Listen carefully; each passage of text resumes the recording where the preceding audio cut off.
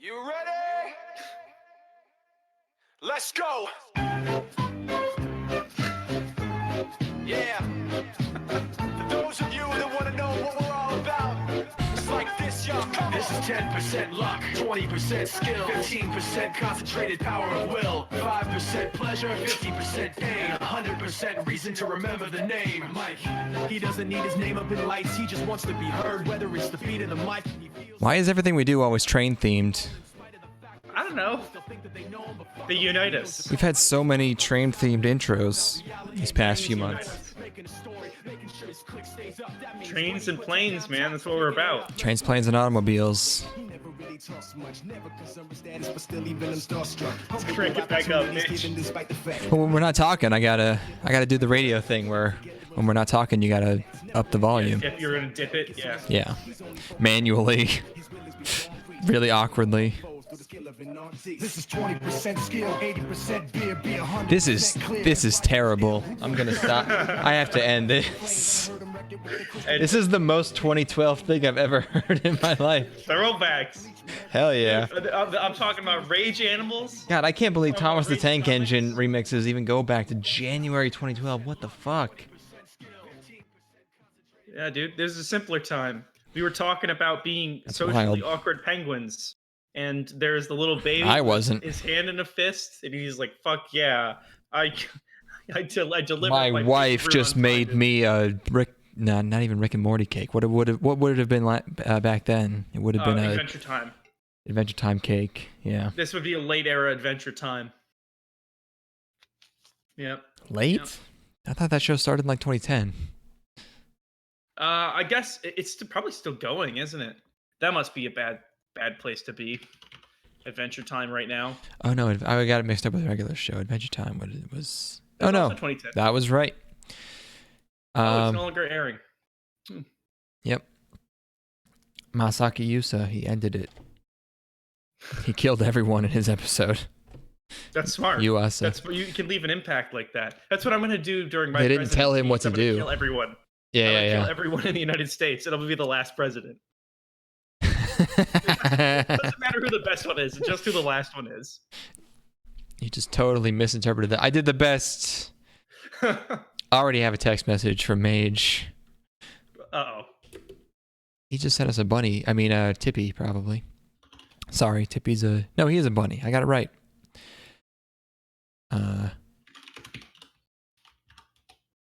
Yeah. Oh, I like this one. Why is he always so huge in these images? God damn it.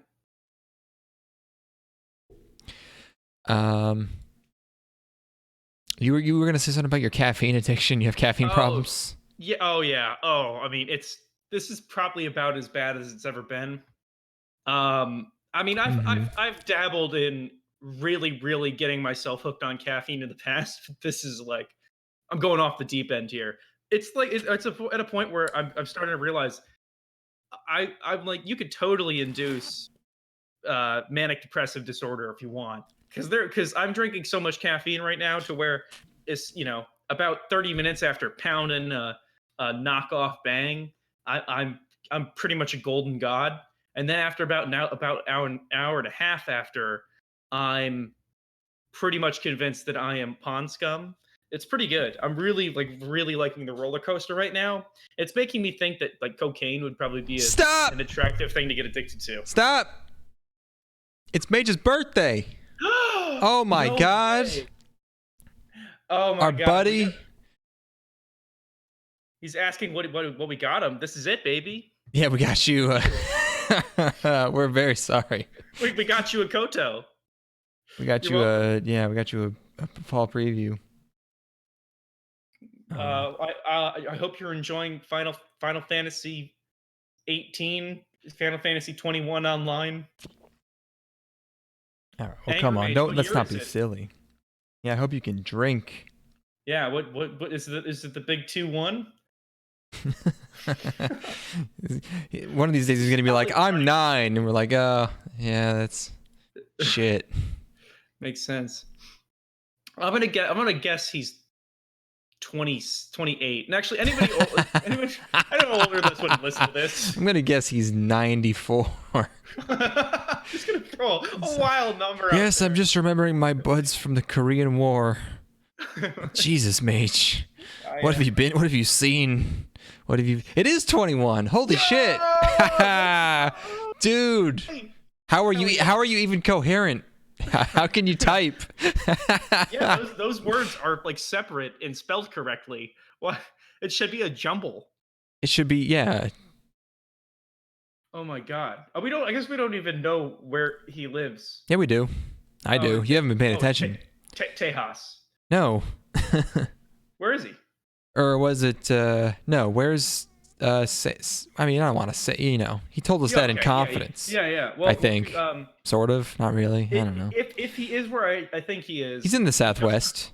He just turned 21, but also he could not go to. Oh, okay. Right. You've been drinking though. You've been drinking 4.1 ABV beers though. That doesn't and you count. got a bunch of chili powder and lime and salt on the lid. You know, it's just. Yeah. Fucking. I remember I had a friend in elementary school who was Argentinian, and he was like, "Yeah, when I go down there, they let me drink beer since I was 11." And I was like, "Damn, that sounds awesome." We do Canadians. But now that's basically the same thing. I guess, yeah. But then I realized that Mexican beer is like 4%, and it's like, you know, you can an 11-year-old can chug a whole one of those and, you know, be fine probably. Damn refreshing though. Crack one open, put really a lime light. in there, sit on the beach. Yeah. Yeah. You know, since this is an anime podcast, Dr. Stone just finished its 9-episode long penicillin arc. You had to develop I'm not joking. Yes. Wait, isn't that one of the easiest things? No, because you need sulfuric acid or something. He needed a bunch of stuff for it. He had to get this. It's like basically Minecraft the show. Yeah, just because it was developed in the 19th century doesn't mean it was simple. There's a lot of stuff that goes into that. He needs. I know, I'm sure. Needs alcohol and vinegar and glass. He needs iron. He needs. Well, iron's easy. You just gotta acid. go. You gotta get yourself a little pickaxe. Go down into the dungeon. Oh, easy. I'll get you iron tomorrow. He needs carbonated water. So yeah. But still 9 episodes. Goddamn. So you're still watching this show, I imagine? Yeah, that's what I was gonna say. I don't know why I'm still watching it, but part of it was that one guy wants him to make cola, and apparently you can approximate the flavor of cola using only lime and cilantro. Which really, I love both those things. Cilantro is like you know how everyone always says that's. It fucking always annoys me. People are like, you know, some people genetically don't like cilantro because they think it tastes like soap. So it's not their fault because it's a gene, and it's like that's how all likes and dislikes work. Yeah. Like I know that it tastes like soap. I just like it. Like I understand that's that. The thing is, I am also somebody who tastes it as soap, but it's a soapy deliciousness that goes very well with a lot of savory stuff. It's not like some people just have a totally different experience. Yeah. Like I taste it and I'm like, I can see how this can taste like soap, but I just enjoy it. It's in isolation it would probably not be super enjoyable, but that's like a lot of shit, you know, like that's most things. You don't want to just eat straight cinnamon. That's like the one like and dislike that people are like, oh no, this one has a genetic component. And it's like, man, it's because it has the illusion of being more elaborate than it actually is.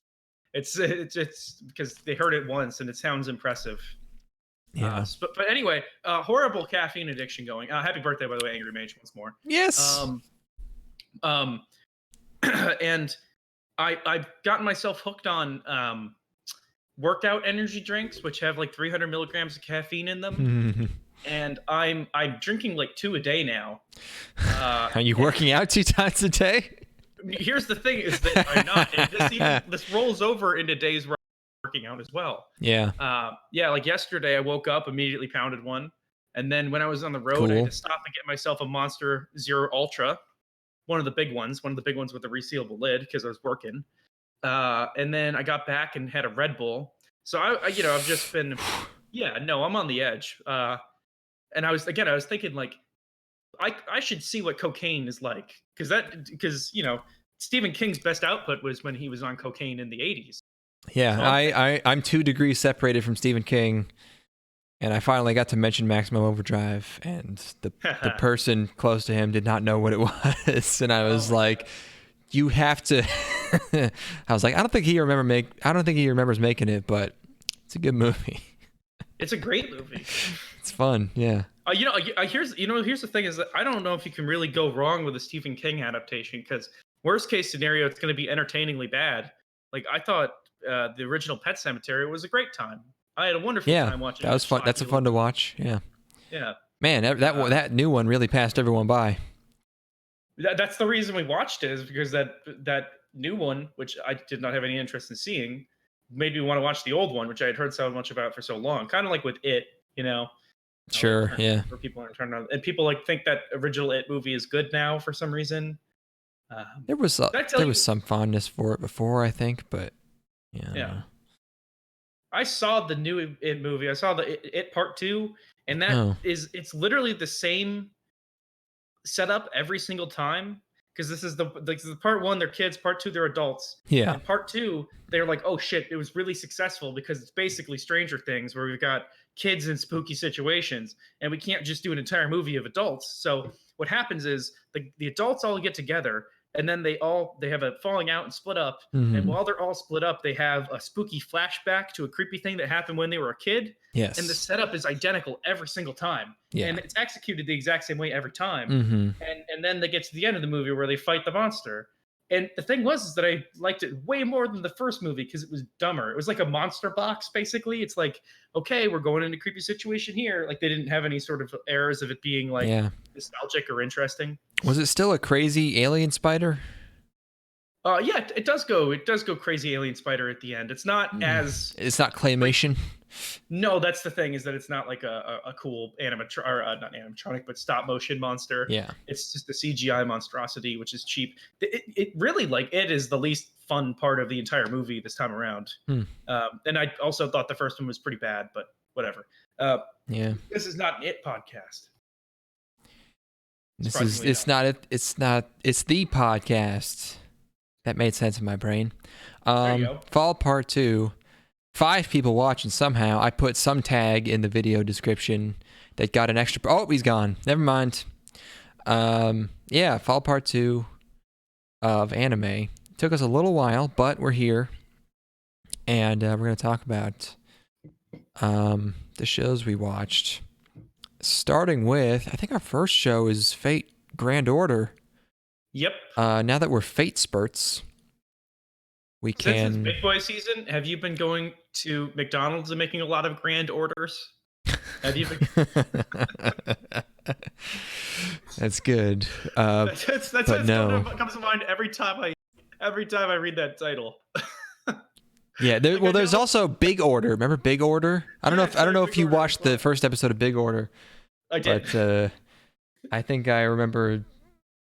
I think the tweet I made was, I think the big order they made was for a heaping pile of shit. This is a grand order, though. This one's holy. Wait, let's make sure I'm recording. Okay. I've been drinking. I just forgot, but I am. Yeah, a lot, apparently. It's, it happens. Fate Grand Order. Now that we know everything there is to know about Fate, we decided to dive into this universe, which is a MOBA game. And this show's animated by Cloverworks, which is I guessed it was the A1 spinoff that did Darling in the Franxx, and I was right. Nice. So congratulations, me. Right off the bat, the first shot of the show is like a really, really bad CG ocean, which, like, doing bad CG is one thing, but doing it when you're basically replacing Ufotable, who is like half CG proficiency, is like not... How could no one have thought of that? You're just screaming like, we're not as good at CG as Ufotable right off the bat. And also Gilgamesh is here and he's sad. Remember that guy? Oh yeah. Is this the same Gilgamesh? I don't think there are multiple Gilgameshes. I mean, I wouldn't put it past this series, but he has a lady that crumbles, and he's sad about it. And then I did play the intro to the game, so I know this sort of snowy base organization it's sort of like, you know, the deal where they've technologically harnessed all the Holy Grail war stuff. So it's a more official Oh yeah. type of deal. And then they I got gotta say, I was pretty much fucking lost throughout all of this. Well, we'll get to that. Yeah, I thought we would get this since we watched all of Unlimited Blade Works. But I cannot see, other than historical figures being pretty girls, I do not know how this can connect in any meaningful way to what we watched. But Rin's in here, sort of. But they got to. There's a couple people, and they got to go back in time to ancient Babylonia, specifically the city of Uruk, to do something. And the girl has a big shield and purplish hair. I like how you can see her ass. Yeah, it's pretty prevalent too. Like they cut to it quite a bit. Like they cut to a number of shots of her ass. Yeah. Which is definitely heightens the enjoyment level. Yeah. As somebody who has no idea what's going on. And then Rin's here. And because I've absorbed a lot of Fate stuff over the years, I know that this is Ishtar, but she looks like Rin and has her personality for some reason that maybe we'll find out at some point. Or they just wanted to put Rin in this property but couldn't figure out how. So they made her like, it's like her ancestor or something. And then our protags kill a lot of animals.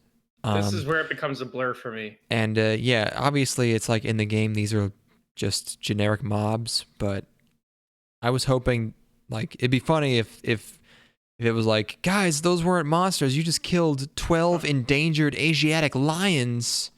Oh my god. Fuck, man. If it's life or death, then it's me and the lion. The lion's gotta go. Yeah. I don't give a fuck how endangered that shit is. I'll danger the fuck out of it. I'll end this lion's bloodline. They also I don't in even care. the initial wide where we see these things, and in most of the wide shots, they're like horrible, gross CGI monsters that look like, you know, they're all identically designed. Yeah, they're because completely this is a identical. video game, Yeah. and they move the same, and it just looks like complete dog shit. Yeah. But there's a lot of ass. There's a fight with the main girl that isn't great, but then Ishtar's fight is much more well animated because she's flying around all fluid like. The thing is she's just killing more of these fucking lions. Yeah, They couldn't give her anything more interesting to kill. The endless generic mobs is the worst part of all video game adaptations, and they do not deviate from that.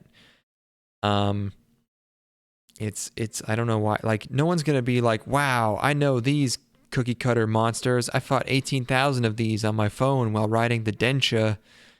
Like, that's not gonna excite They're not anybody. endearing, No. Yeah. But the lions get fucked up. And then I've written Enkidu. I don't know what that means. Is that someone's name? That is a person who shows up. Okay. I don't know if anyone in this era wears shoes, but no one in this episode does. I think so. Yeah, I started getting lost, and I think what's gonna have to happen is, in order to understand this, I might have to watch. There are 3 other Fate Grand Order OVAs that have been made from like 2017 to now that I might have to absorb to understand who the fuck all these people are. If you had why they're here. Designs on understanding this show, that would probably be a prerequisite. Yeah, I'm not recommending you do that though. I don't know who is a master, who is a servant. Are they all time travelers? Why are they all in the same field at the same fucking time? I hate the little mascot character. They got like a little bunny cat fox thing. I don't like that. I don't like it. No.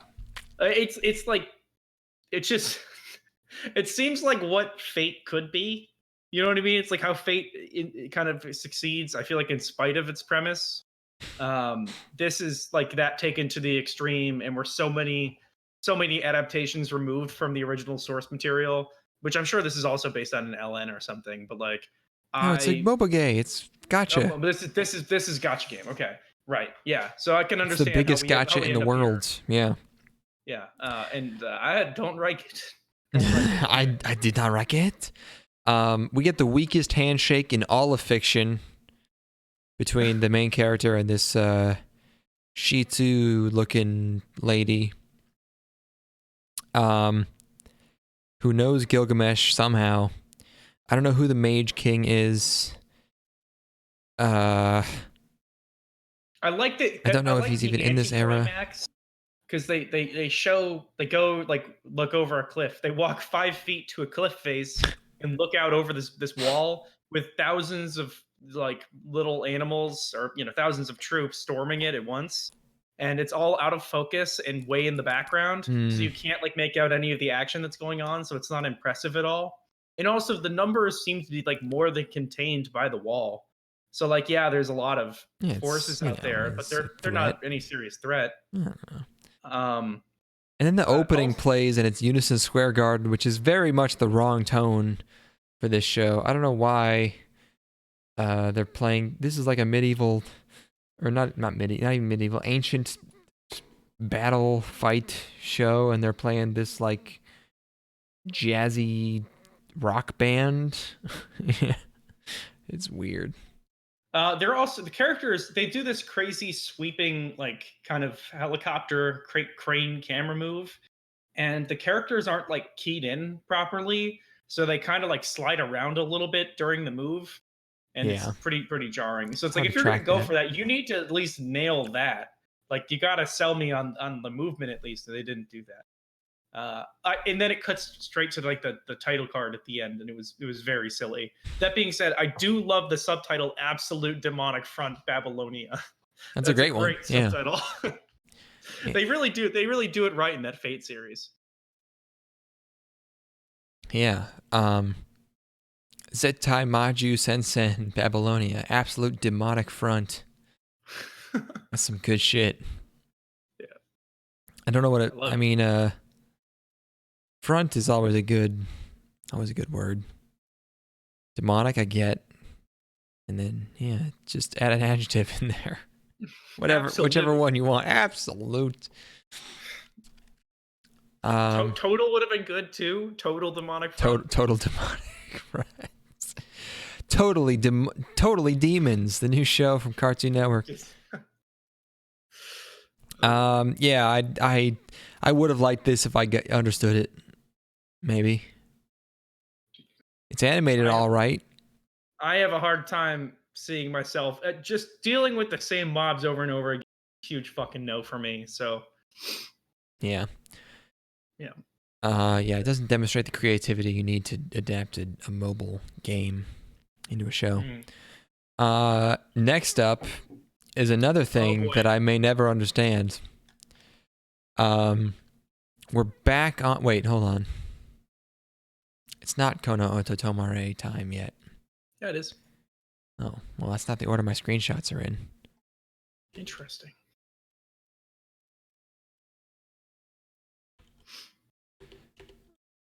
I should have our Google Doc open. I was doing the thing where I got paid to shoot a wedding, and which is my job, and and I was at this wedding, and the people who were, the family was from, I want to say, Argentina, and speaking of Argentina, different cultural values and stuff.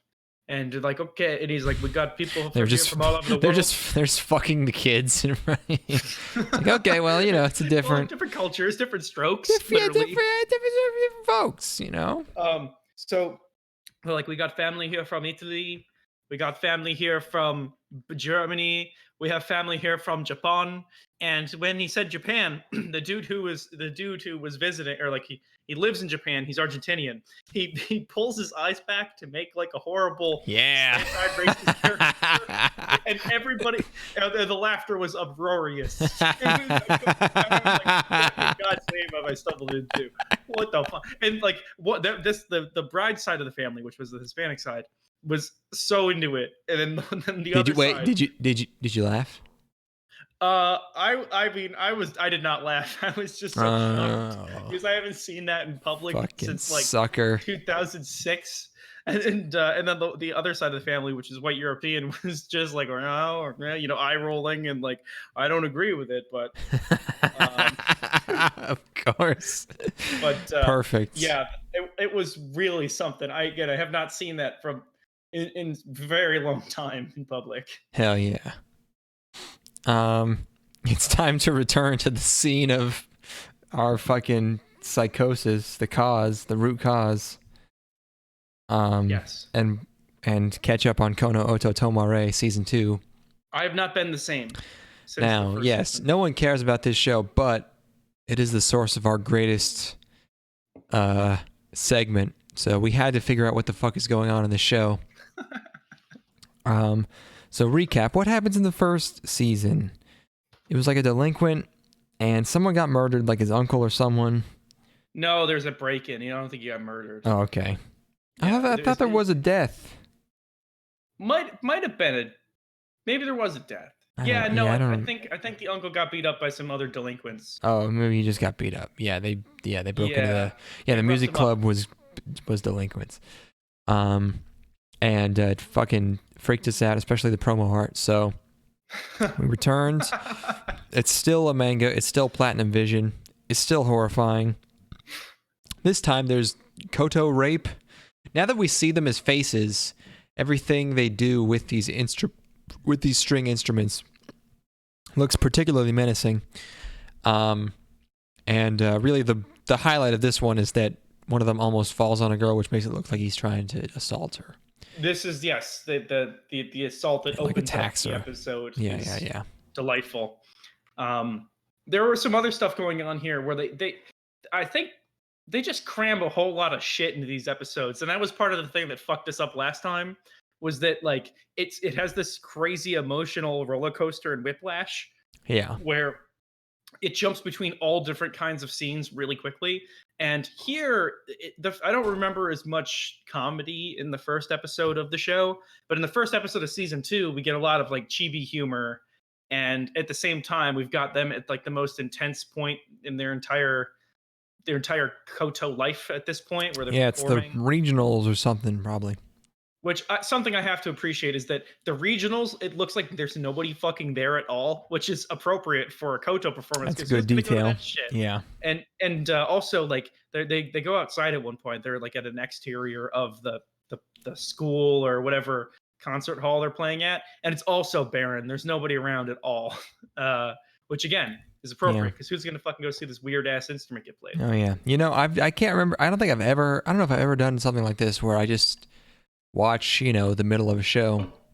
There are some schools of thought you'll see around in the anime community that says you should always skip the first episode, which is an interesting thought that I've always wanted to try. Because first episodes have a lot of pressure on them to include unnecessary exposition that you can, get through inference, and that will be rewarding to be revealed, organically. But I feel like I got everything that was going on here, which maybe is a sign that there's not much happening in the show. Someone's got diarrhea. Someone hurt their hand, which makes him not as good at playing the koto. It threw them out of sync, but then they were able to get in sync once more and perform on another level. Yes, the first half of their big performance was bad. Then the second half was very good. They used the word tones so many times. Oto, which almost sounds like koto. And there's an angry girl. The bad boy. The plot of the show is that there's this sort of delinquent who gets into the koto, and he says that he likes the girl's tones, which she overhears from behind a corner, and she likes. I I love this. And then I yeah. love this sequence so much because she's going to get him snacks, and then she stumbles across this confrontation Mhm. where this other girl's like, "You're not using her to the best of her ability. She's lost her touch," which is just great to have that kind of discussion over this silly totem instrument. Yeah. Yeah. And then come awards time, they do not win. It's only to the end of the first season. So, but that's okay because they're satisfied with their performance because their coach is proud of them. They pulled through in the second half. And that's kind of it. It's not as ridiculous as I was hoping. It's kind of become a standard band show at this point. There's not a lot of violence or psychedelia. I don't know. Yeah, I I was just watching it. like that it jumped around a lot. I felt like there was always something going on, and it was kind of fun to piece together. Like, holy fuck, there are so many characters here. There's just I like guess. there's like like 24 characters. I don't know if there's School. that many. Oh Well, no, well, I mean because there are other there's, like, other schools. Yeah, and sure. and they all got their own personalities and stuff. Mm-hmm. And I like how intense everybody is because at the end of the day, it is it's competition. You're gonna Yep. get into it. Mm-hmm. Mm-hmm. I wish there was more of the instrument in this episode, which is weird I don't know to if there's say. any in any of the show. Yeah, there's very little Koto. I mean, you do hear them at least this time. I think in the first episode they were like didn't even play any Koto music. It was like just muted. This worked for me also because they did a lot of shoujo stuff where the screen goes kind of soft and pink and very because there's some romantic stuff going on. I like that. Yeah, I'm all about that shit. Very dramatic people, these Koto players. Oh yeah, of course they're band people. Yeah, I extra can vouch band for people. that. They're like very niche band people too, so they're extra fucked up. Oh yeah, no, it's bad. It's a bad situation. Yeah, all right. So I didn't lose my mind, unfortunately. I'm still cognizant. I'm still here in reality. After Kono Ototomare, episode 14. I enjoyed it in a different way than I last time. Was obviously just a complete trip. But Yeah. if this gets a third season, I'll be there. I mean, this is just the second half of the first season, really. Like, it's just a 2-core show. We'll see. We'll see if that demand is high enough. Yeah, it better be. I'm gonna buy 5,000 units. Buy the Blu-rays, yeah. Yeah. Please buy the Blu-rays. I watched a show called Keishicho Tokumubu Tokushu Kyoakuhan Taisaku Shitsu Dai Nanaka Tokuhana. In other words, they begin with you or end with you. The English title is Special 7 Special Crime Investigation Unit. Wow, I've been drinking. Yeah, cop show. An original cop show. The studio is Anima & Co., who have not done anything else as far as I was able to discern. Normally you can look them up and see if they're a spin-off of some other studio. I couldn't find anything about this studio, but yeah, Special 7. My first note is this Fate Stay Night? Oh, because it's it's a flashback to he gets rescued in a fire. He's in a fire, so very UBW like. And then I realized this is the show with the blatant Psycho-Pass opening ripoff with the exact same style as that second opening of Psycho-Pass, the 'Cause I Feel one, but not as good a song. What's going on in Japan? What's going on in Japan where there's all these things that open with people getting rescued from fires? This got it. That show with the little fire demon boy from Soul Eater creator has got it. Promatter has got it. Everything opens with people getting rescued from fires. Oh, I didn't know Promatter had that. Wow, yeah. Yeah, no, they're the first 5 minutes of that have striking similarities to the show, which name I do not recall right now, from Soul Eater creator. What the fuck? Fire Force? Fire Force, yes. Fire Very Force. striking Fire Force similarities. And but, then no Shobutai, I think. goes a very different direction, of course. But yeah, is there something we don't know? Sometimes there are these weird synchronicities between pieces of media. Yeah, I mean it's a easy backstory. They do have a long history of fires. Kyoto's been burned down like Yeah. 3 times. Yeah, earthquakes. I don't know. So it's at first it seems like it's like almost a procedural.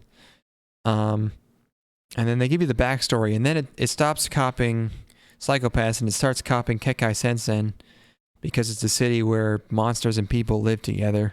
Ugh. But there's a bank robbery, and in the bank at the same time, by coincidence, are 2 cops. One is very observant and sort of cynical and a little bit more jaded, and the other one is fiery and righteous because he's a newbie. He's our main character. And meanwhile, on a roof somewhere, there's a tech girl and a samurai lady.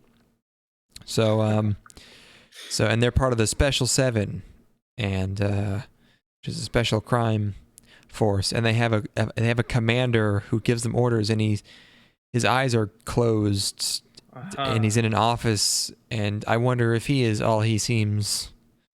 Of course. So they're trying to stop these bank robbers, and righteous guy, because he's naive, he like offers himself to be a hostage so he can try to stop them.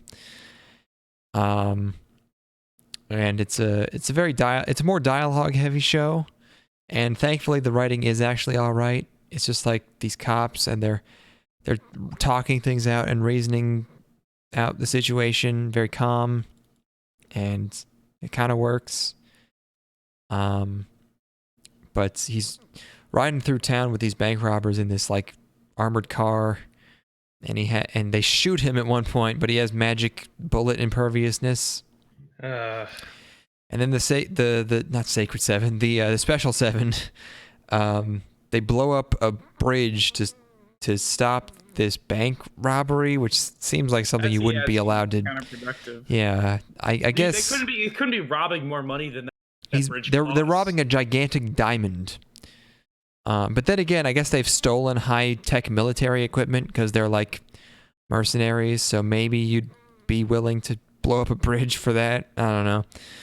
But the other members of the 7... I saw a trailer for a movie, not to cut you off, but I saw a trailer for a movie where the premise is that there's a robbery that's going on, a bank robbery. So their solution is they're going to cut off all of, I want to say Staten Island. They're going to cut off every single bridge out of the city. So, which means nobody can get in or out. So they're basically creating like. Well, that's how it used to be, right? Staten Island was like a leper colony. That's what people always say. Garbage dump. Yeah. As well. But like they're just going to cut off all routes in and out of the city for a bank robbery. Seems a little because like Weird a cop one. got killed. Yeah. Like yeah. It seems like an extreme countermeasure. That bank is, I'm sure secured by the federal government, like got insurance and shit. That's what they always say. Like, yeah, folks, your money's insured by the FDIC. Don't be a hero, right? Yeah, like I don't know why we're gonna inconvenience everybody that lives on this island. It's nothing to do with this. Yeah, bank robberies or blowing up a bridge. You know how long that would take to fucking rebuild? Nightmare. God damn.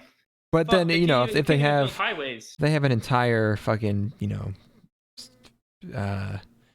armored vehicle. I guess they have a machine gun. You got to stop that. I guess. Just barricade the bridge. They don't have enough time for that. They have enough time to blow it up? How do they blow it up? Well, because one of the 7 is a tech girl, and she has drones with C4 attached to them. Why don't they wait for this thing to get on the bridge? And then they blow up both sides of it, so they're trapped in the middle. Is this suspension That's bridge? what they did, I think. Oh, okay. Yeah, no, they don't destroy it. They just cut it off. Okay. And then they catch up to the robbers, and the samurai lady shows up and cuts some bullets because they had to fit her in the first episode somehow. And after they catch the robbers, one of the leader of the bank robbers reveals that he's a member of this shadowy terror org called Nine, who are the ones that started the fire and blew up the airport in the terrorist attack that the MC was involved in many years ago or whatever, which inspired him to become a cop. So I guess that's going to be the formula for these episodes, is they catch some guys and then it turns out one of them is a member of Nine and he's totally crazy and screams a bunch of stuff about how they're unstoppable and is going to New World Order. They were able to keep themselves contained for that long. Yeah, under wraps. Yeah, like they went and when this guy was a child, he was involved in some sort of incident regarding them, and they're still going. Yep.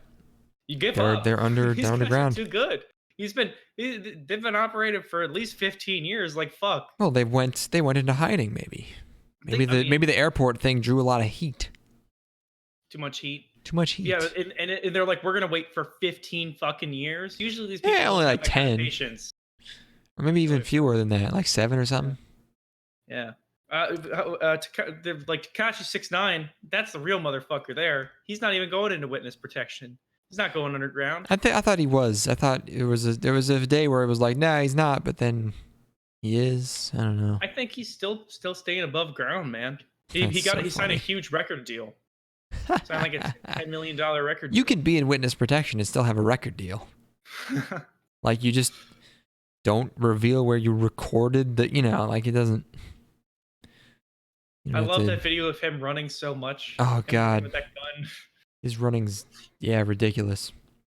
Anyway, well, so how did you like? Well, let's finish off my notes. Someone gets punched. This is one of those shows where I wrote a better version in like 30 seconds in my brain.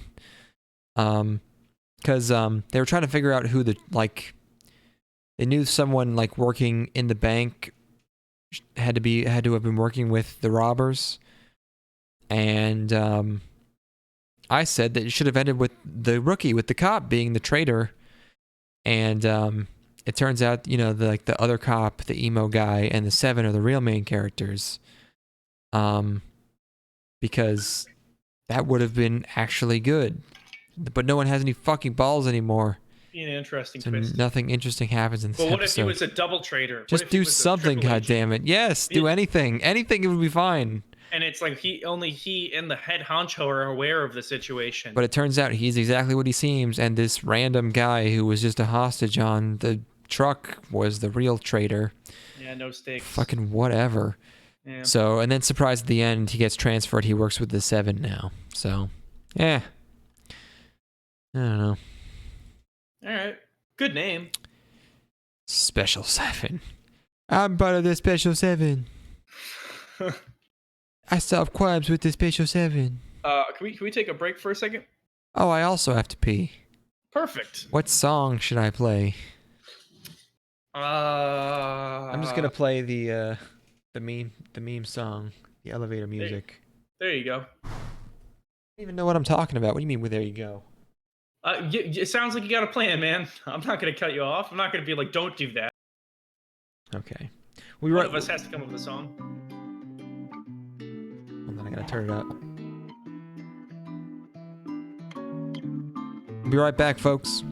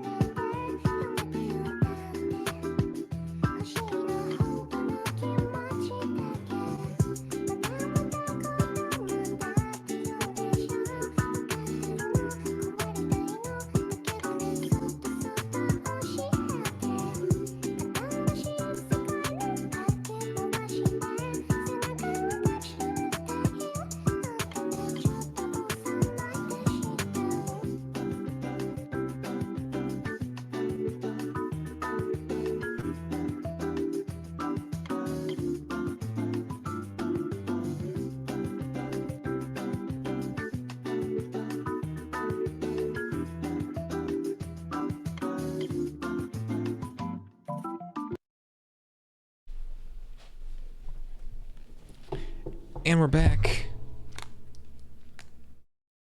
He back? No. Oh. Well, at least I made it back sort of in time. Next up is a show called Actors. Oh, I also only watched this one. This will be fun. Well, I guess I can just do this one by myself then, since he's not here. Let's get to a screenshot. Yes. Actors. Hoo-yah. Hey! Hello.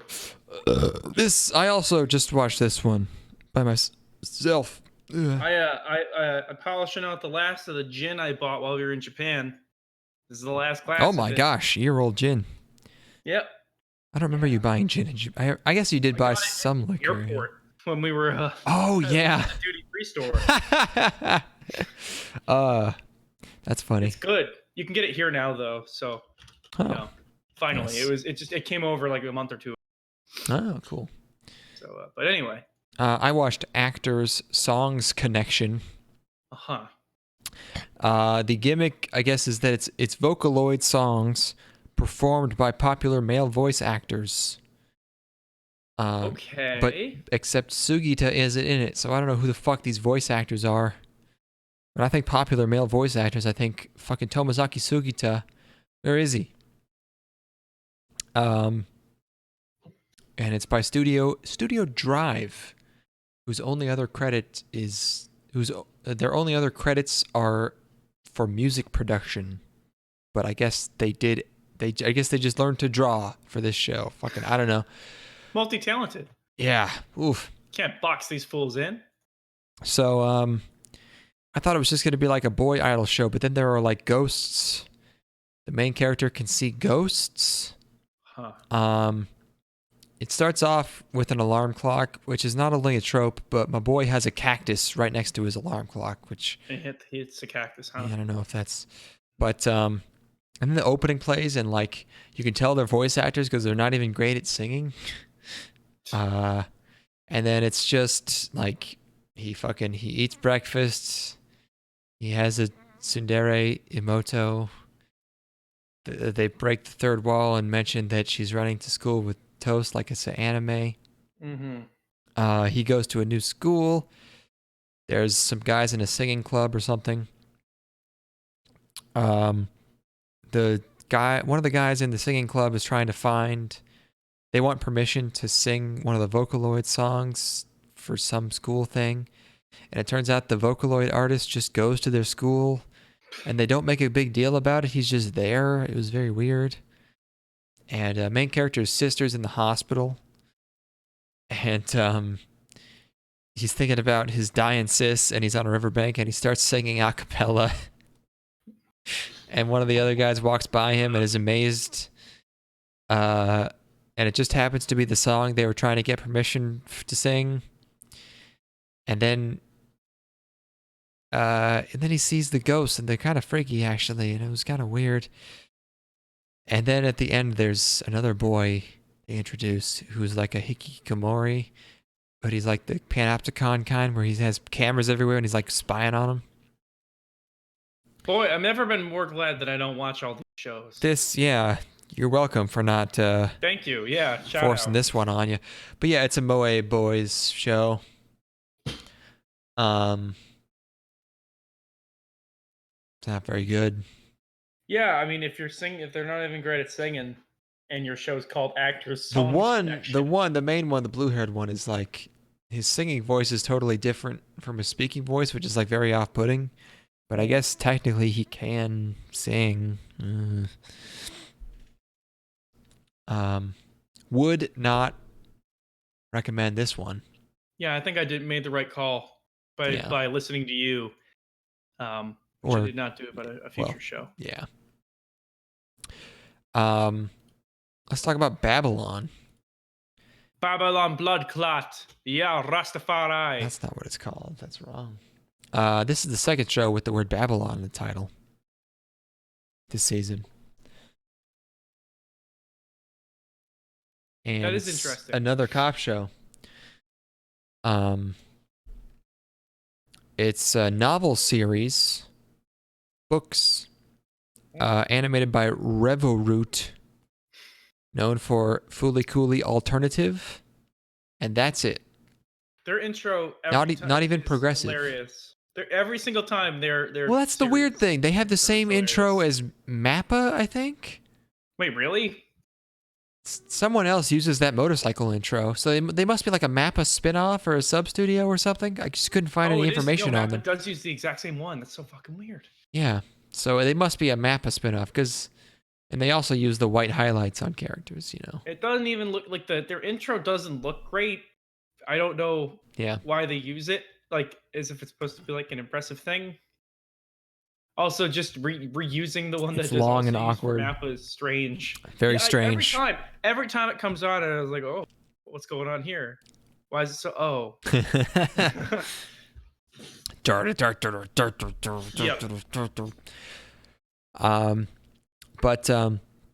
Yeah, this is a serious cop show, and it starts off with like the Japanese FBI raiding this pharma corp.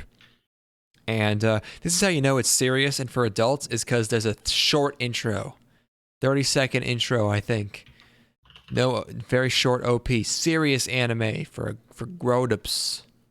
yeah, it's really moody, and they got smoke Yeah. and silhouettes of people. Uh-huh. And much like our other cop show, there is a righteous younger cop, and there's an older, more hardened one. Except this one did the thing almost that I suggested the last one do, sort of.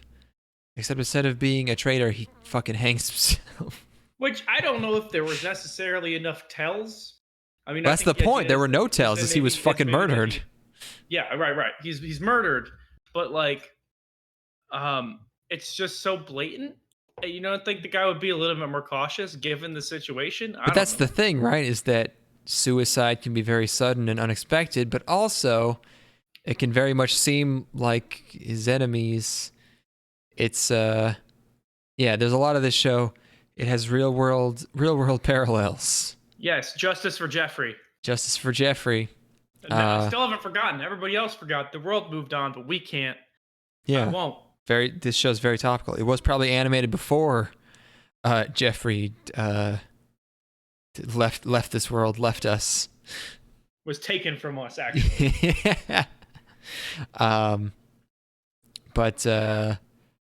So I thought it was like super serious, but then it turns out like maybe not that serious, because I was hoping for an ultra realistic procedural, but then there's like crazy pharmaceutical murder rituals, and they like in the files they find like a blood-stained piece of paper with crazy scrawlings all over it. Yeah, and there's like hair and fingernail in that shit. Like, just you know what I liked was that they go to like a Suss's. They go to a Suss's apartment, and they're like, we're going in. It's like, what? We don't have we don't have proper paperwork. We haven't gone through the proceedings. And he's like, I already asked for a warrant, and they get like that, like the landowner to open the door for them. Yeah, it's the first episode, and they're always doing the thing where they just walk into a guy's house.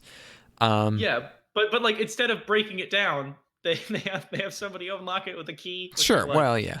And it's like, yeah, it's, you'd think if this were, I was expecting like an episodic like crime show where like, the first episode is like a serious, contemplative, but still overall minor case like Cowboy Bebop. Yeah, it's like self-contained, and yes, like this is here to introduce the world, the characters, but it's just this one strange case they ran into this one time. But no, this shit goes all the way to the top, buddy. Raw dogging it. We're going straight in, no filter. It's fucking everyone is involved. It's the biggest crime of all time. First episode. This would be like the payoff of like we get to episode 7 and we're getting into the final arc, and that's where we get to this kind of level of intensity. Yeah.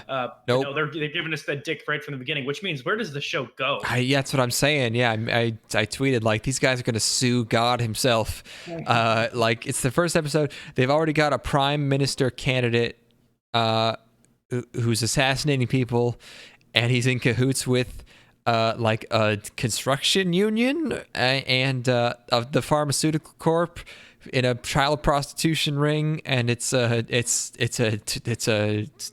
hallucinative nightmare. What's the over under on the main character standing outside an interrogation room, looking in through two-way glass or through one-way mirror, and then or two-way mirror rather, and No, one way. You like, had it there's right like the first time. there's like a smug dude sitting in a chair talking to another cop, and he's like, "Yeah, you got nothing on me." And then our cop goes in there, and he gets a little bit too into it, and they have to pull him out. And they're It'll like, probably be "Zan." more extreme than that, because it's like that would be almost standard crime show. This is all crazier. There's like fucking exit masks and classical music and just weird shit. No, but the thing is that the scene doesn't end with him getting pulled out. The scene ends with like there's like smoke that pours in through the fence, and then like he gets pulled out through like an air duct or something, and then they're in pursuit. I don't know. Sure, yeah. Yeah, no, I was it would be cool to have a cop show or FBI show or whatever, where I was expecting it to be like, they're trying to investigate this pharmacorp, and they, suspect them of like bribing a university to give them favorable studies for their drug. Sure. And I was hoping it would kind of be like in real life, where it's like they're not like sending them messages where it's like, please fake these results for us, where it would be like they actually have to do law enforcement work, where it's like they don't explicitly say, please fake these results for us. It's implied, they have to convince a judge that what they said constitutes, because they say, please give us more accurate, and they kind of, it's like, and you got to nudge things a little in the right way, and things like cross the line in a sort of nebulous fashion, where you have to take it to court and do all this complicated pain in the ass. The kind of gray area complexity of Not real life. that's what it seems like at first, but then it goes into full Illuminati mode, which I'm also fine with. It's just, it's not the impression I got off the bat. But there's good sound design, and and then who I thought was the main character does get fucking hanged, and the other guy turns out is our main character. So it's kind of neat. Yeah, I liked the sequence where they went in and had the exit mask. I thought that was a cool, just like that was really well executed. Oh yeah, that's the creator of the drug that supposedly had false advertising done on it, and he was blasting classical music and had an exit mask attached to like this weird machine or something. I was just super distracted the entire time because it got me thinking about the Epstein case, and my mind was just on the Epstein case the entire time. And I'm like, man, there's no way. They're too good. It's impossible. I think Epstein totally just killed himself. There's nothing there. I don't know, because he. Okay, whatever. It's not worth going into. I win, anyway. bitch. you made a statement of like it would take too long, and it's too speculative to even bother with, really, at this point. I could see a lot of people watching this show. That's what I was thinking about. Is I could see a lot of people watching the show and being like, "Damn, this shit is so fucking red pill, dude. They're fucking going for it." And it's like this is a Netflix goldmine. Baby. There's a lot of people have been like tricked because of the Epstein stuff to think that like very general, like the government is corrupt sentiment is like totally groundbreaking and edgy now. And like there are conspiracies or like everyone thinks that's now totally fucking based, but it's just like we were warned about the military-industrial complex in 1954. Yeah, it's like this has been everything forever. Everyone's always been convinced that people who are more influential than them are fucking children and killing people. Like that's not a new thing, but people just think that's powerful people extreme now. Yeah. So everyone's gonna think this shit's red pilled as fuck, but it's not really. I was entertained. Yeah, me too. I mean, obviously, it goes without saying that if you want actual procedural with like actual like, I cannot believe how much work we have to do to get anything done. Just FBI fuck. work. You've got to watch Mindhunter. It's fucking amazing. Oh, I've heard Mindhunter's Second- pretty good.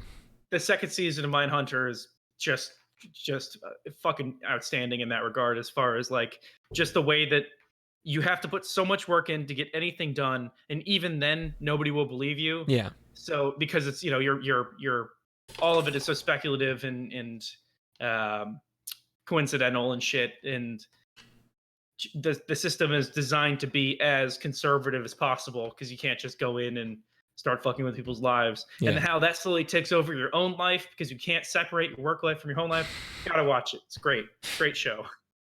I mean, that's not new, obviously. Everybody knows Mindhunter is good, but sounds like that's what you're looking for. That sounds neat. Is True Detective good? True Detective is very good. I thought the first season was exceptional. I would watch Mindhunter first, because True Detective is like, it gets a little edgy at times, because it like, the one of the characters is he's like really into Nietzsche, you know, and that's you know, it's a lot of things that you've heard spewed before, but it's a very well acted, fantastically produced show. The second season I stopped after like 2 episodes. I just couldn't watch it. I heard the second season was better than the first No, one. I did not get much enjoyment out of it at all. Mm. Yeah, no, the first season is just like an immaculately executed traditional true crime story. Mindhunter is doing kind of interesting things in terms of like dealing with bureaucracy, which I like a lot. Which I think I enjoy a little bit more. I like the struggles of working inside a bureaucracy. That's why I liked Generation Kill so much. Is that sometimes you feel more like you're threatened from the people who work above you than from the actual people you're dealing with. You know. Mm-hmm. Mm-hmm. Yeah, but anyway, Babylon, entertaining first episode. Yeah, it's cool. And the first 3 episodes all aired at once, so you can watch those right Oh, that's now. Might be Yeah, that seems like it's destined for Netflix glory. seems like to it. me. I think it might be a Netflix show or something like that. Yeah. Or that's just one of those shows where they air a bunch of episodes at once, keep people hooked. Or it's like the first arc. I think it's the first novel. It's got to be. It's the first 3 episodes. Let's travel to the country, the continent. I've been drinking. I'm There sorry. you go. Very sorry. You had to go through all the different boundaries that exist. All the different levels. Africa. Africa, no salary, man. Yes. This is really the title that hooked me the most when I was looking at this season's shows. This is a manga, apparently. There was an ONA in 2017 by Production IG, I think. But this series is a full 24 minutes, and it's by Hatsipang. There you go. Could not find any information on Hatsipang. It stars animals. That's really the only connection it has to Africa. It starts off with all these shots that are just kind of stolen from The Lion King. Yep. And it seems like it's just Madagascar because it has the big dick trees. And I thought those were only from Madagascar, but I don't know. Dick trees, huh? Well, like the chode trees where like they're big and round in the middle. Big smooth guys. But our main character is a lion. And it starts with him, he wakes up and he has some lion problems. He has hair all over everything. And he runs into some bunnies when he's walking on the street. And there's some kind of joke where he's going to eat him, but he's not actually, but they think he's going to eat him. But I don't know what he's going to do instead of eat him. I think he's trying to comfort them and be like, no, like he's trying to put like his hand on their shoulder and be like, no, I'm not actually, interested in consuming you. But then that's perceived as him reaching out to grab them with his paw. These subs are shit for this show. Not only are there memes, but they call him Lion Senpai, which is translated as Big Cat, which is very impersonal, I feel. But whatever. The animation is intentionally all over the place, but sometimes it dips into this sort of, like the improvised shorts, like the improv CGI shorts where they just motion track a bunch of like voice actors awkwardly trying a bunch of stuff out to see if it works. And it feels like at times one of those shows, but then other times it has a really nice art style. It almost looks like Pop Team Epic to me at times, with like certain outline styles. Mm-hmm. I don't know. It's very Adult Swim, Sure. almost. But yeah, Africa is just like Japan for the rest of the show, which is pretty funny. They're just riding trains and being in an office and stuff. It is called Salaryman. But the first scene, most of this first step, this show should be called Lizard and Toucan-san. Correct. Because there's more of them in this episode than there is of Lion. But there's a big Sekuhara argument, sexual harassment on a train about groping. And then that bit's not great. And then, No. but the punch of that segment is that he tears off Lizard's tail to distract these high school girls while they run off the train, which comes back later because he tears off his tail again. So the joke is that he keeps getting his tail torn off. I was not that. The last bit of the entire episode was the one that got me. Yes, that's the best one by far. The other bit is that they're trying to figure out why Lion seems mad, and there's all these flashbacks, and he's giving him catnip. And there is a sequence where he gives him catnip, and he goes on a crazy psychedelic trip, which is okay.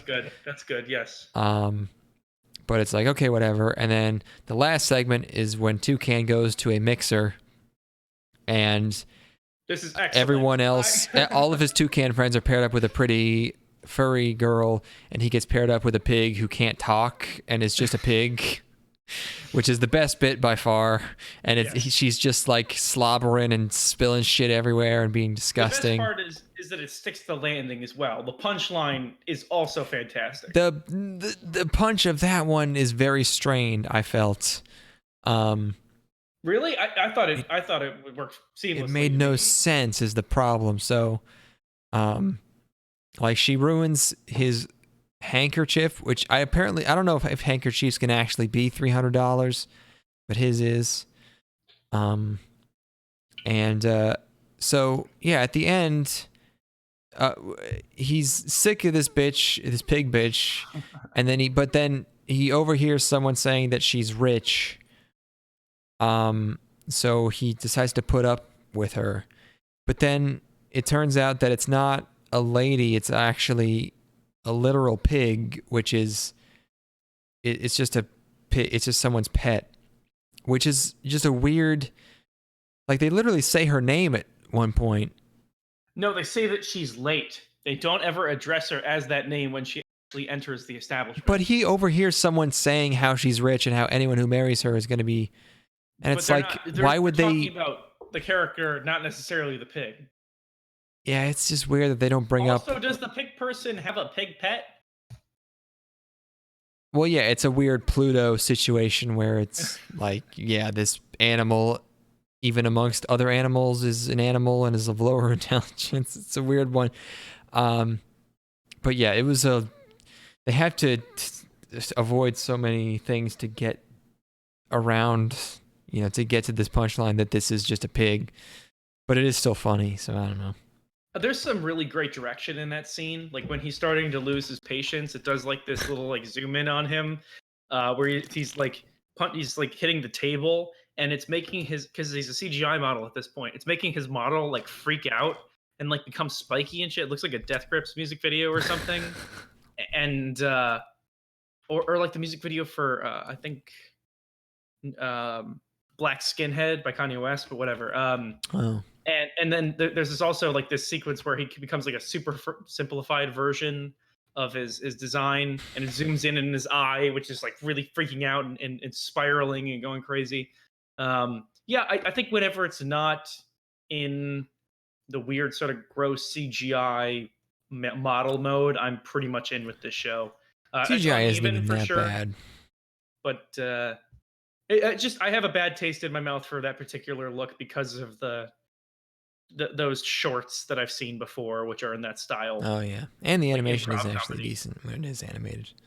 Yes, uneven, but I think it would be worth continuing for sure. It has some funny stuff, but it should be 12 minutes. Yes, that was my takeaway. Is like this the girls does are cute, not though. need to be. Oh, the girls are cute. Oh. I'm not look. When they're on that Dude. train, I'm not saying I wouldn't sexually harass that cat. buddy, come on. Like, I you got know, the pig on the Marley- screen now, and you're being like, oh, well, Well, sometimes the pig's a little bit cute. She's got a little hat. she is cute, but it's, oh, man. Man. Look, man, I played a whole lot of Elder Scrolls. I'm down with some Khajiit hoes. Wait, hold on. Let me jot down Khajiit hose. How do you, I don't even know how to spell it. So yeah. I mean, it didn't. It could be way worse. Yeah. No, it could. Okay. Next up is a show that I probably should have had you watch because it's actually good. Oh, Oh well. You decided this. What you say? Watashi no ryoku wa heikichi de dete tayone. Which translates to, didn't I say to make my abilities average in the next life? Light I don't know novel. if they did or did not. Light I novel. can't really See, answer that. yeah. Light novel project number 9, and it's cute. So, our main character is a puffy twin tails girl, and she's just adorable. Aw. And she's arriving in this new town, going to prep school. Her name's Mile. And her thing is that she wants to be normal, wants to be unremarkable. And she's great. She's doing the first episode thing where she's walking around town, marveling at everything. But she's doing some stuff where like there's like some tourist thing where you stick your hand in a lion's mouth, and she starts freaking out, and she pulls her hand out, and her hand is gone, and these other tourists are freaking out, and then turns out she was just hiding it in her sleeve, and she pokes it out, and she's like, haha, and then they're mad at her, and she apologizes and runs away. And that's just like a one-off goof. It's great. And she's walking around town meeting all these girls that are obviously going to be characters in the show. So there's, she meets this handsome knight girl, and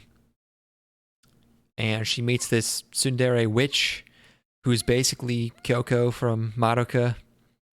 And all the while, Mile is pointing out all these tropes because obviously she's been isekai'd, so she knows all the tropes, and her job is to tsukimore them.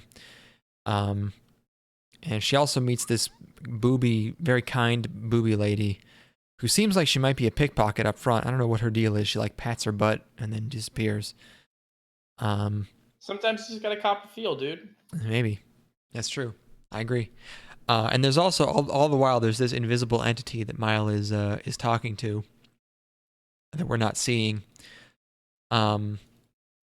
So the main conflict of this episode is that there's children's missing, and halfway through we do see the mascot is like this little cat thing that she's talking to. That's like her guide.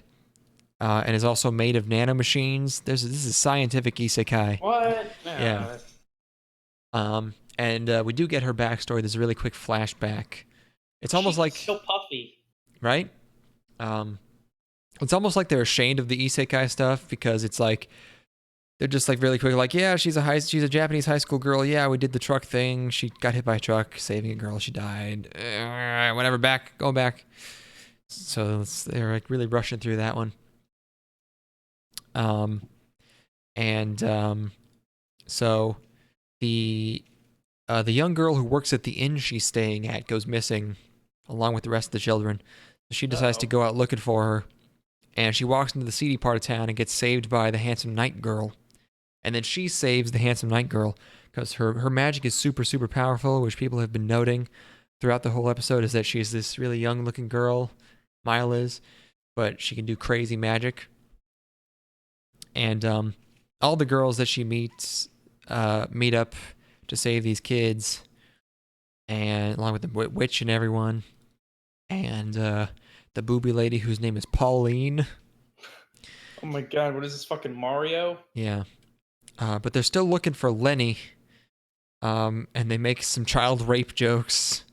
There's Mile imagines a scene where Lenny is being seduced by this raider, and then it cuts to like a rose petal falling. It's a visual metaphor, but it's done as a bit, so it's okay. Yes, it's acceptable because it's a bit, it's not true. Yes. Exactly. So they run into the child kidnapper, who's like this evil Marge. She has this huge stacked hair, purple hair. And she's like a weird pervert, but not sexually. She just wants to kidnap young girls because she likes them. That kind of pervert. The one kind that doesn't exist.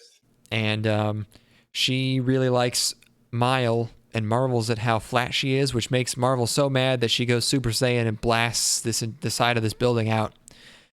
And then that's when we finally figure out the mystery of the title of this show, the reason why she's so powerful, even though she asked the isekai god to be average. She asked to be average instead of the median, which is a problem. Because so it brings her close to like a god or something. There's one really, really strong guy in this universe, and just because she's average, she's way stronger than everyone else. That's the only time the semantics have worked out in a character's favor. Yeah. When does it ever end up like that? It's the opposite of a genie. Well, I mean, it's not in her favor because it's not what she wanted, but yeah, but like, I mean, how powerful must this guy be to overwhelm all of like the world? Well, he's an elder dragon god, so it's yeah. So that's a really funny bit. Yes. What about like babies? Are they factored into this? Apparently not. I mean, the dragon is so powerful, I guess, that it just doesn't matter. Really? They didn't do any sort of statistical breakdown. They didn't sort of go by order. What is it? What the fuck is it called? They didn't rule that out as statistically insignificant in this equation. No, there's no outliers. No, everyone's included. But I am surprised they explained that in the first episode. But yeah, it's just like, no, there's a really strong guy, so you're up there. That guy's gonna be a fucking problem then. And we don't know if he's evil yet. He's just a dragon. So yeah, basically she's right in between the least powerful thing, which is like this primordial like worm, which they kind of show, and this elder god dragon. There's a worm that is okay. Yeah, there's like a zero power thing. So yeah, she's right in between there. And then at the end, it turns out in her class is all these girls she met, which is predictable. But this is good. This is a cute, fun one. I enjoyed it. I had a good time. Nice. Yeah. It's good faces, good moe. Looks fluffy. Very fluffy. The concept is weird. Yeah, not too out there. Just it has that little twist thrown in. Right. Yeah. Just some lore. There we go. It's giving me like Endro vibes. Which Endro didn't turn out being great, but it was okay, I guess. I want to do some shorts. Yeah, fuck it. Comfy and easy to wear shorts. Wow. Sorry. Holy fuck, that's a throwback. People know that one. Yeah. That's good. No, I liked it. No, don't patronize me, you fucking piece of shit. I haven't heard it in a while. All right. Our first one is Urashima Sakatasen no Nichijo.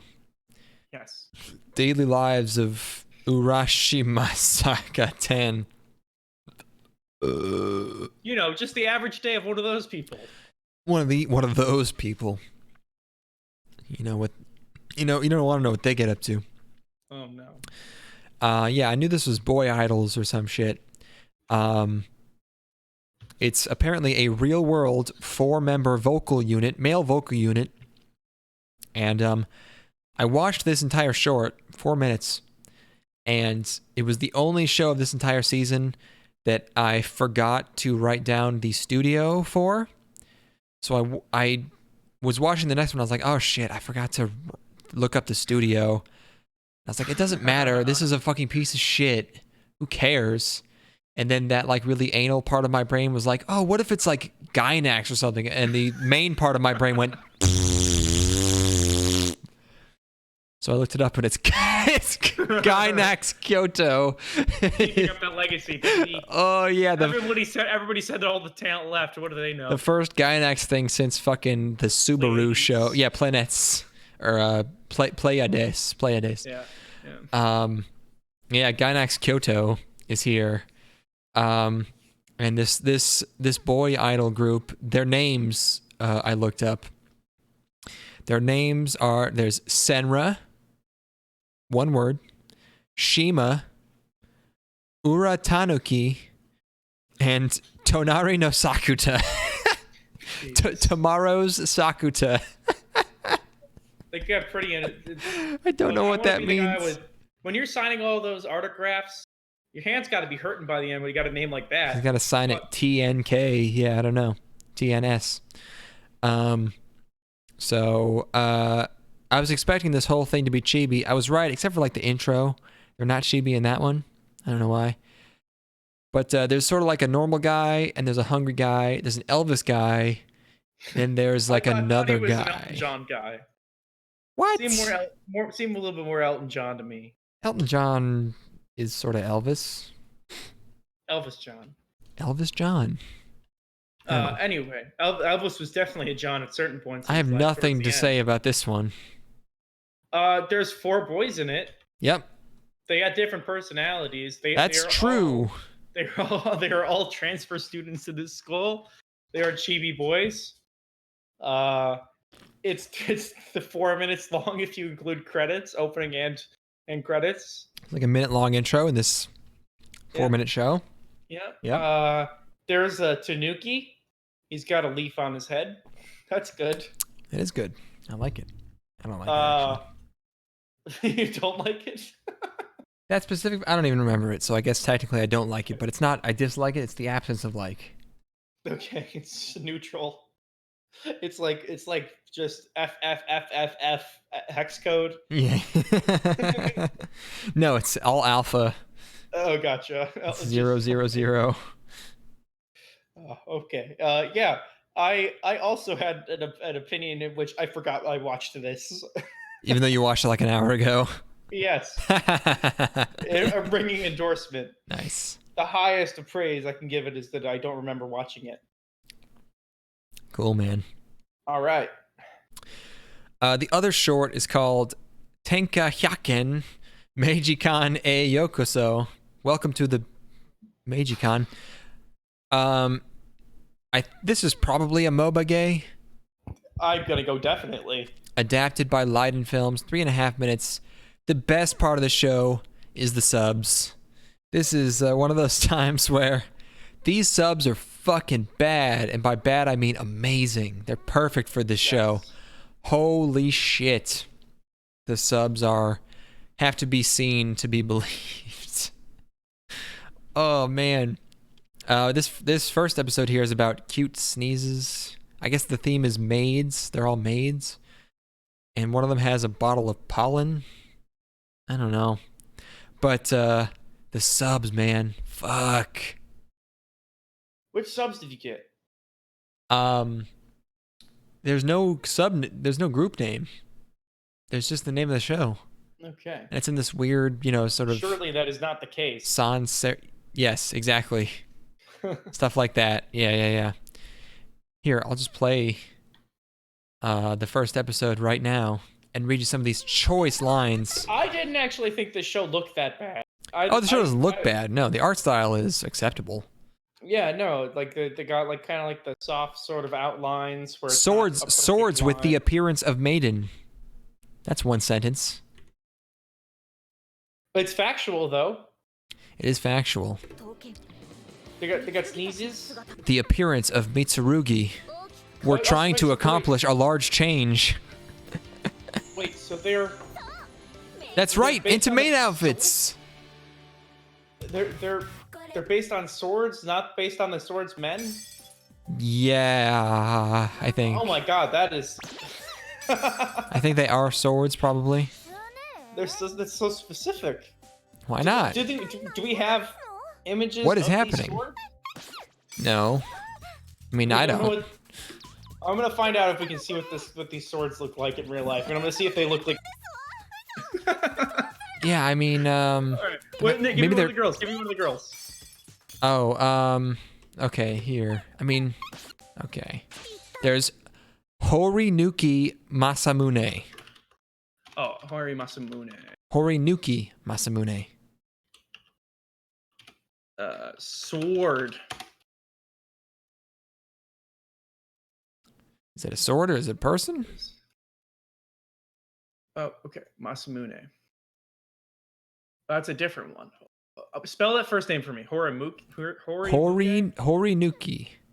Horinuki. Okay. Anything? No, not really. I think Masamune was a sword.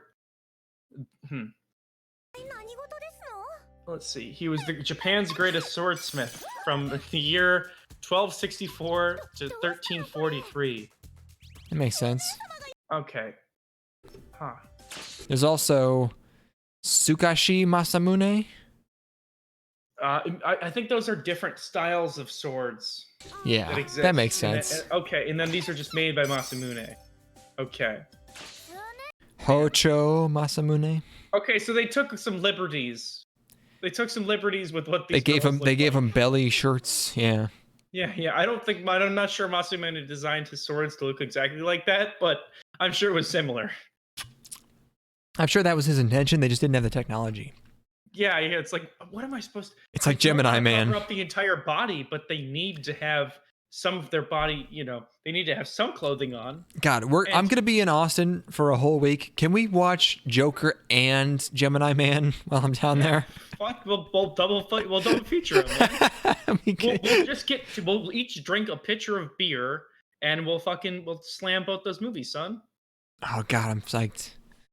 Yeah, we have to. Yeah, why the fuck not, man? Yeah, okay. It seems like you cannot find images of his actual sword still in existence, unfortunately. So I'm gonna assume that they look like pretty girls. Nice. Some of them have pink hair. Anyway, we got to move on from this short. Some of them We've have talked about boobs. this short longer than it actually takes to watch. Yeah. Yep. Okay. You seemed upset by this one. I don't know. Kandagawa Jet Girls. Yes, I This am is- upset. Oh no, multimedia project. TNK is the studio of School Days fame and other stuff. The first scene is a cute little girl. She's looking at her mom, who's I thought I was worried because it was young protagonist, successful mom. I was like, oh man, mom about to get fucking decapitated by one of these jet skis. But no, I guess she's okay. I had been drinking at this point when I was watching this one, so most of my notes are huge tits, ass, panties, sniff, I mean, that's basically all I remember. boobies. Yeah, no, it's ass shooting.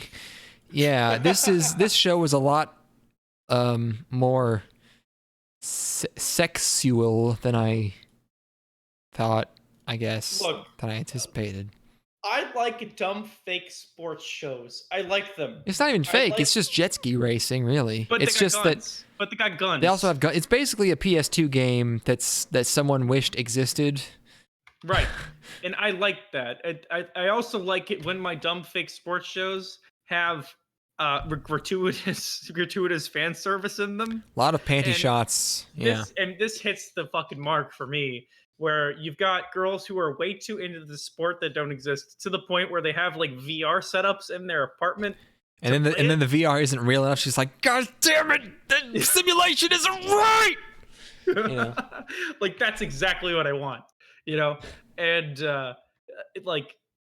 it's just so silly. It's just the silliest damn thing on the planet. We get so basically the sport is there are jet ski races, but you also shoot each other with guns. You shoot at each other with guns, and apparently this the is butt. big enough to where they have an entire waterway in Tokyo dedicated specifically to it. So our girl is she's going off to boarding school in Tokyo. Another bumpkin in the middle of Tokyo. Yes, she's the got best herself bit- an accent. The best gag in this show is when She's walking around marveling at all of the fashionable, sexy women, and two of them pose for a photo with her and make her do the double piece, and she doesn't know what it is. Those That's a are good the bit. Gyarus, and then there are the girls. So like they're like they're like Westerners who wear like weeaboos. They're constantly talking about seppuku and like swinging little cleavers around as if they're katana. That's a weird one. One of them's got a Naruto headband on. It's great.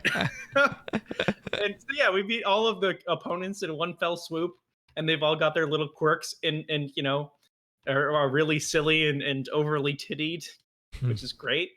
And then we learn about the sport, which is she gets her bag stolen at one point or whatever, and because the bag gets stolen, she runs into her future partner, who will be her gun buddy, who will be shooting at the other opponents. Yes, her while they're angry, racing. dark-haired counterpart.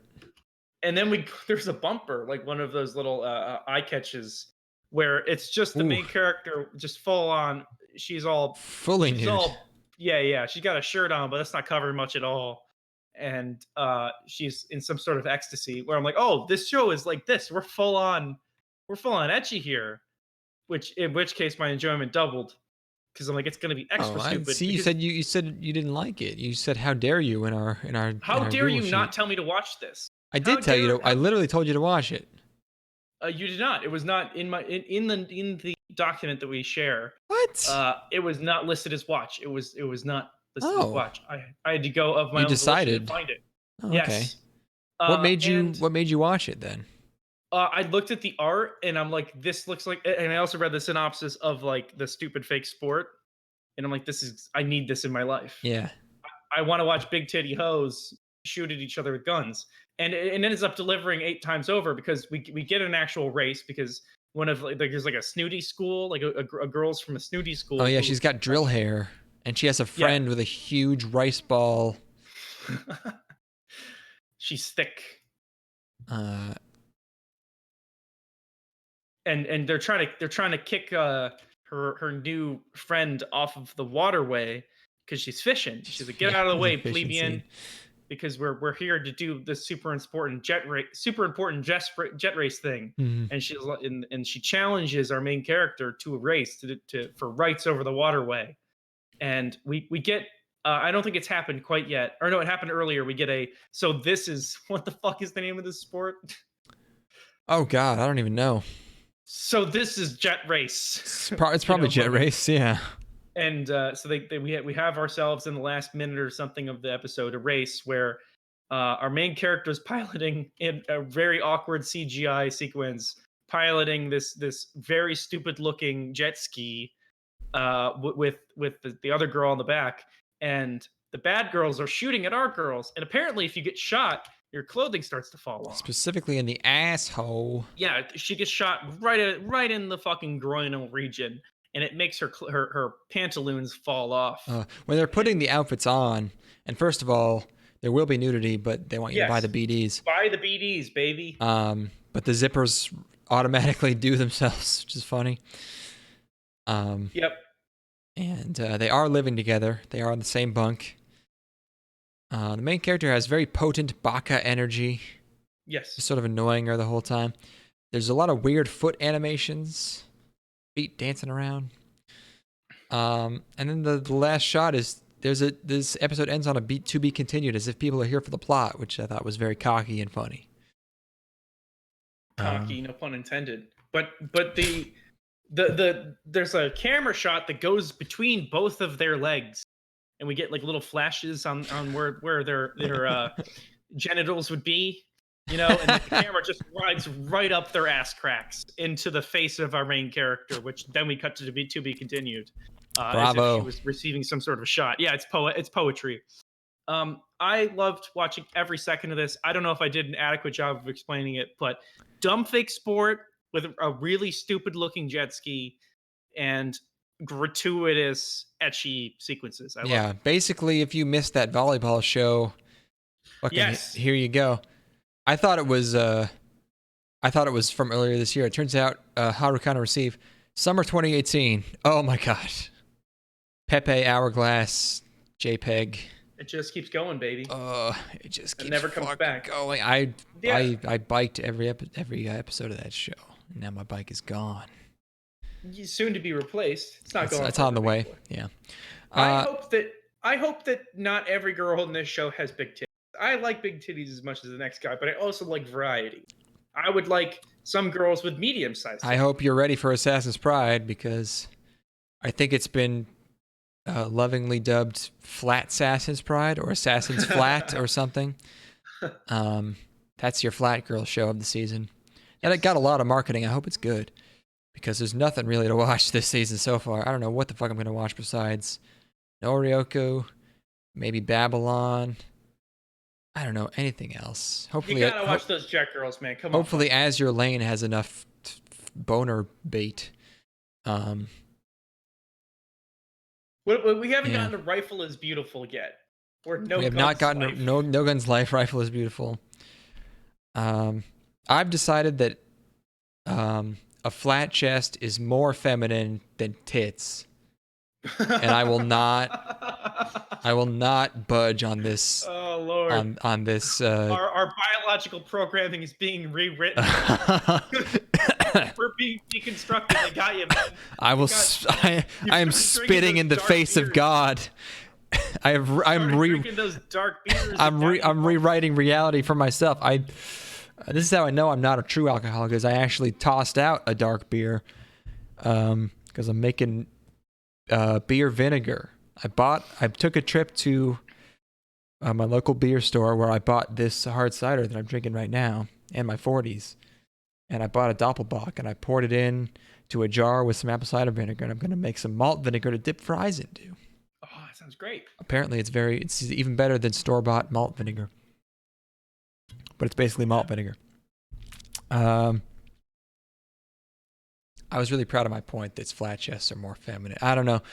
I don't have anything else to talk about. How's that chastity thing working out for you? How's the case feeling? Did you? It's not going much different as compared to the last 24 years. Well, Like, I'm just saying. what do you want? Is your cock trap or whatever they call it? Is your cock? Oh, my cage? okay? Yeah, no, Yeah, it's still there. Yeah, no. If you're being a good little boy, you're not. I have to clean chunked up? the piss gets all over it because I can't undo it every time. Because then you have the threat of So maybe occasionally I have to swap it out and clean it with my second one. So I had to buy two. It's a whole thing. Of course. Do they have different colors? No, Patterns, the maybe? main one is a bit more worn. It's a bit more rusted, but the other one's a hard plastic sort of. But my fancy one is bronze. It's a nice bronze cock cage. Unofficial sequel, The Man with the Iron Mask, the Man with the Iron Dick, and it's just you're constantly trapped in there. When you go to pee, which is that the only time you get your dick wet? Is when your piss just sprays all over your It's a little bit of cage? back spray, yeah. Oh God, Sometimes. nasty. Don't want that. And Can well, you that's how I imagine simulate having easy a foreskin. Is I have to spray piss all over my dick so that I get stuff growing on it, because otherwise nothing. It's too clean. It's fucking sparkling. Yeah. So okay, guys, this is part of my foreskin regrowth plan. Obviously, I've been stretching for quite a while now, as you can see, starting to get a good little Jelking. hanger going there. Yeah. It's about foreskin's about 12 inches long now, extends a good 6 inches beyond beyond the glands, and we've got sufficient coverage now. Now I'm starting to go to the second step, which is I want to get my sensitivity back. So I've just been pissing inside my foreskin. You can see it's ballooning up here, and the ballooning is actually it's stretching the glands and really making it reseal itself, and you can see it's nice and pink now. I don't like how Nice and pink specific you're getting glands. about this. I don't know. Neither do I, man. I don't think that. Don't do that. I don't think that would work. I wouldn't. Yeah, we're no medical advice on this podcast. Except for drink beer and lots of very powerful energy drinks. Yeah, we'll work your way up. And at the same time. Yeah. Glycine, good for you. Magnesium. All right. Well, that's it for this part, everyone. We'll finish it up next time. Finish up the season, and we'll get on to some serious shit. No playing hoe. Exactly. Do you have any suggestions for an ending song? Because otherwise, I'm just gonna play this train tune. I don't want any suggestions. You better think of a song. Oh God, you put me on the spot. You want to hear some train or not, bitch? I don't know. We'll see you next time, everybody. Oh, I don't know how long this is good.